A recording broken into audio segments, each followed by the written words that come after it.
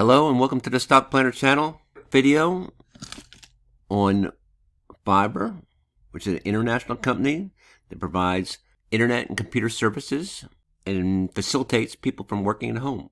This is a picture from the Investor Relations website showing a guy working from home, providing some service to somebody that needs it.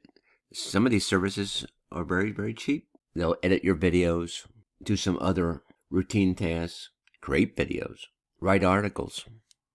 Anything you need, you probably can find it on Fiverr. Somebody will do it for you.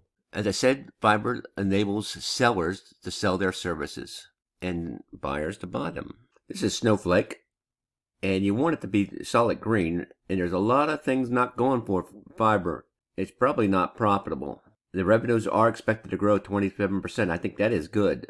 Yes, unprofitable, and should be becoming profitable over the next 3 years if things keep going. There's some similar companies. Trade Desk is profitable. See, you want if you're using this tool, this is simply Wall Street. You want snowflakes that have some green in it. The valuation of this company is overvalued. It's currently trading at 202, probably 203, and according to this valuation technique, it's only worth $57. So things usually adjust over time. And I'm advocating a short here for the next 2 months. So I have no problem shorting an overvalued stock, especially in these current conditions. Our economy is not solid. Yes, look at that. That growth line is wonderful. Earnings growth, revenue growth, it's beating the. So if you are long term, and I do believe that Fiverr is a long term stock of the decade, and you have the time, this is a buy long term. Short term, I think we're going to have some drops. This is what you expect for liabilities, though. I do know a lot of people are playing this stock and pumping some money into it. Looking at the chart, we have Fiverr with a big gap down, and it seems to be recovering since then. This is my zigzag. It's showing a nice move up. For my indicators, this is the MACD. It's looking like it's about to have a crossover. The stochastic RSI looks like it's coming back around over its 80, and the RSI is coming back below its 70. These are indicators of a downtrend. And when all three of those things occur at the same time within 2 or 3 bars, I get a single, and that's what I've got. I got a single on Fiverr. Do you see it? Do you agree that we might have over the next 2 months, might have a downward slide? Could come down to here, and it seems like a support there at 190. Currently at 202. Will it get to 197?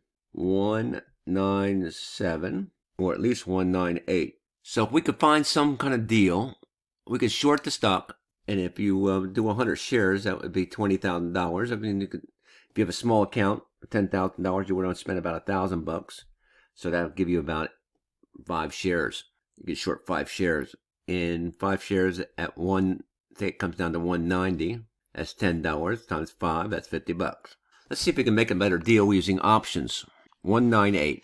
Using a free tool called Option Strat. It's a simulator. I type in my stock symbol. I want to go short. That's a bear call spread. It's currently trading at 200. And I'm going to go slightly out of the money. And hopefully the stock price will come down that way. Putting the deal together like this, we need to put up $500, of which we're going to get $300. And our max loss is $200. I like that. And that's expiration of November 19th, approximately 2 months, 54 days. I want to set this thing to 8%, because that's what I back tested most of these symbols with. And I get a 70% win rate with my back test. In other words, the stock price will peg at 8%, or peg or a stop loss at 10%. This is going to be a win here and a loss. So setting the range to 8%. So a stop loss at 8% is 219, and a profit target of 187. And what I do is I have a little spreadsheet in Google when the price, you can use the Google Finance function. When the price exceeds these ranges, I give myself a little single. So all I have to do is look at the spreadsheet on my cell phone portfolio that I have, and I can tell when to get in and get out. I don't have to keep watching these all day. Just going to have to put the profit target. The profit target is 187, and the stop loss is 219.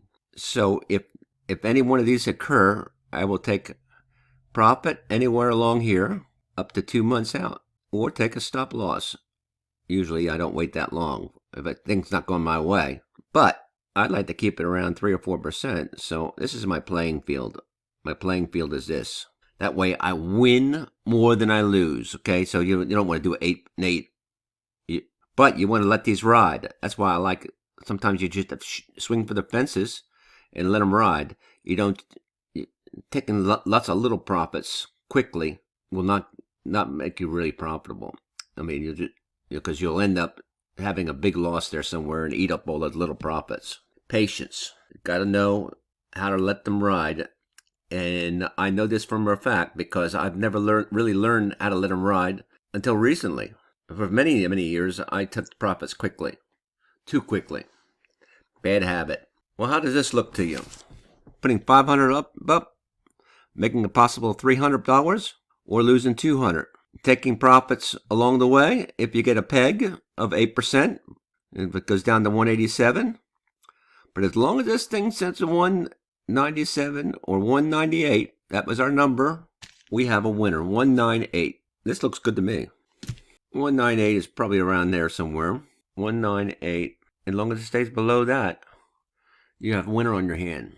I think it's going to get there. What do you think?